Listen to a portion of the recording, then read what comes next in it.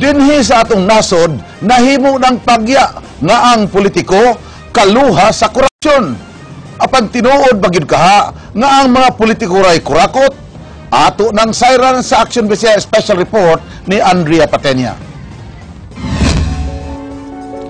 Talk of the town karong panahuna ang kontrobersyal nga pork barrel scam sa mga magbabalaod. Di lang sab ang PDAP sa mga senador ug kongresista sa kauluhan ang gikwestiyon karon, lakip na sab ang sa mga sugbuanong magbabalaod.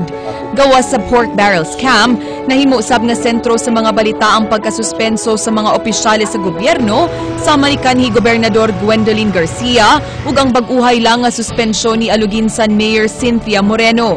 Taliwa ni ining mga kontrobersiya, duna pa bakahay pagsalig ang katawhan ngadto sa mga opisyales sa gobyerno? Wala na. Kailangan mag-ibon sa ang tanan kwarta sa pundo sa mga tao. Ang maglisod na kay tungod na ubang opisyales pa nga dili kasaligan. Napoy kasaligan, napoy dili kasaligan. Maisip nga padayon ang People Power Revolution batok sa mga kahiwian sa gobyerno sama sa anti-pork barrel rallies ug bisan sa online revolution sa mga social networking sites. Apan sa gobyerno ra bagyud kaha makit-an ang korupsyon? Wa bay kontribusyon ang publiko sa pagkatap ning maong sakit? Di ba kita guilty ni ining mga panghitabo? Ayaw lang, sir. Yeah. Tinira pang snack, sir. Sige. Sir, parin niya ka, sir? Oo. Sige. Ganahan ka padali, sir.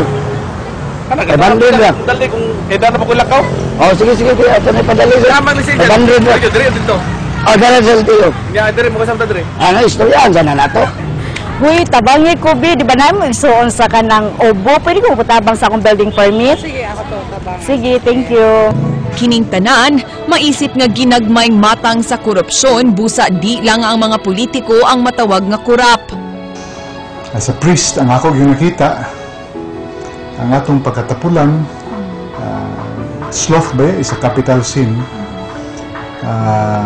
Pananglit in just doing simple acts of good citizenship, from the very simple following traffic rules to paying our taxes. Dugang ni Father Jola nga di lang unta takutob sa pagsalmot og rallies ug pagpost og #AbolishPorkBarrel sa Facebook aron makabuot ang kausaban nga atong gitinguha. But as a nation, what could we do now? No? Of course, if we are just denouncing, kuwang man na, sayon man na mo denounce. We should also announce what can be done. Adunay panultihon nga nag-ingon nga sa di pa ka manaway sa ubang tao, gikinahanglan usa nga manamin aron pagsuta kung wa sabay angay nga ikasaway sa imong kaugalingon. Busa angayan untang mahinumduman sa tanan nga di lang ang gobyerno maoy gikinahanglang limpyuhan gikan sa korupsyon ug pagpanlimbong, kundi lakip na ang atong tagsa-tagsa ka mga binuhatan. Andrea Patenya, News 5.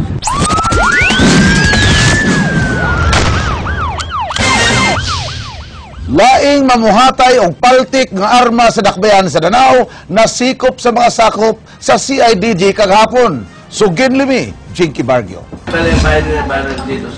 Pinasikat sa search warrant nga gi-issue ni Judge Teresita Abarquez Galanida sa RTC Branch 56 sa Mandaue City, gironda kagahapon sa mga sakop sa Criminal Investigation and Detection Group ang panimay ni Marjon Castro alias Busyo, usa ka inilang gunmaker sa barangay Masaba sa Dakbayan sa Danao. Nakuha gikan ni Castro kining nagkalain-laing himan sa pagbuhat og armas, lakip na ini ang materyales sa pagbuhat og M203 grenade launcher.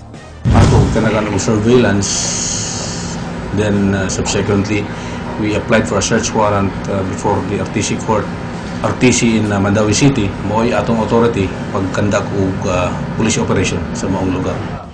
Giangko ni Castro ang maong binuhatan, asoy ni ini nga 14 anyos pa siya dihang nagsugod pagbuhat og armas. Apan iyang gihimakak nga dunay mga kandidato karong umaabot nga eleksyon sa barangay nga nagpabuhat og armas kaniya. Wala. Pangkuan-kuan lang good na kanang para ibuhi ra sa pamilya bagay. Kahibaw naman sa Danao nga maura maginay pangita nga pareha na mong kahumag-eskwela kay. Dugang sa kapulisan, dagan pang buhatanan og armas ang gitakda nilang rondahon sa mosunod nga mga adlaw. Jinky Bargio, News 5. Duha ka lalaki samaran human gipamusil sa managlahing insidente ganihang pasado alas 12 sa tungang gabi. Julie Tainar, Sugin Limi.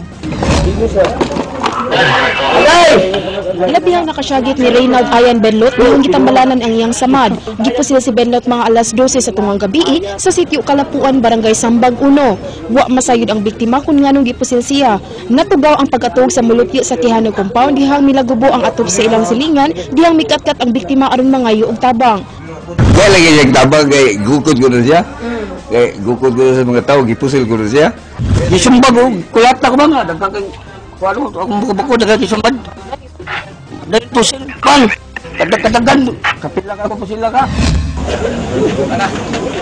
Giyayugan sa iyang mga silingan si Jason Labistre aron madala sa tambalana. Nakaangko si Labistre og samad sa iyang bukton ug paa human po sila diha sa Lower Kawayan, Barangay Sambag 2 mga pasado alas 12 kaganihang kadlawon. Giingong uban sa biktima niya atong tungura ang iyang bag-ong girlfriend nga nailhan niya si Raquel Idisa.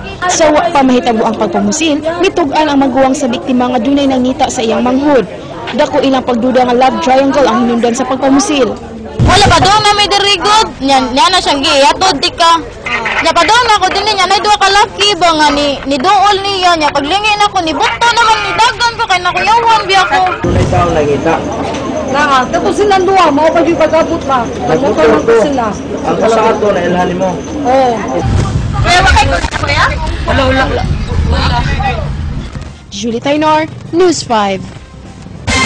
Mga tulisan nga nalambigit sa sunod-sunod nga pagpanuli sa amihanang bahin sa lalawigan sa Subo na sikop sa kapulisan. Ray Pasaporte, Sugin Limi. Sud sa pipila ka tuig nahimo ng kalingawan ni John Ray Gonzales ang pagpanglab ni og cellphone kansang area matud pa sa pulis moabot na sa dakbayan sa Danao, Compostela ug Liloan.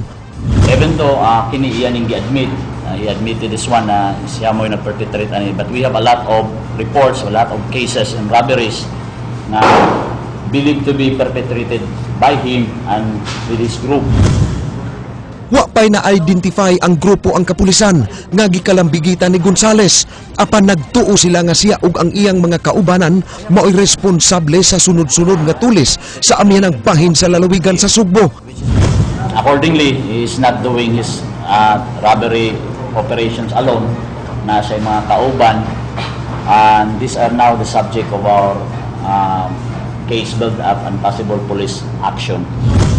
Wa gilimod sa suspek ang maong pasangil, miangkon kini nga tigamitan siya og drogas.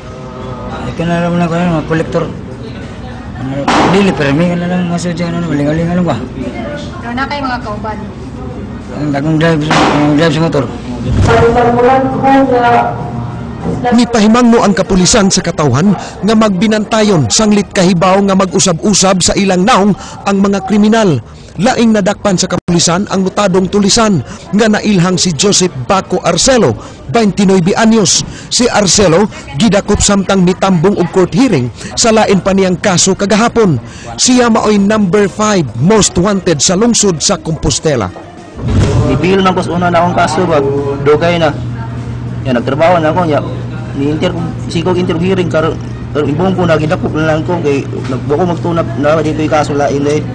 Is the person arrested by virtue of 2 warrants of arrest for highway robbery and robbery with intimidation. Ray Pasaporte, News 5.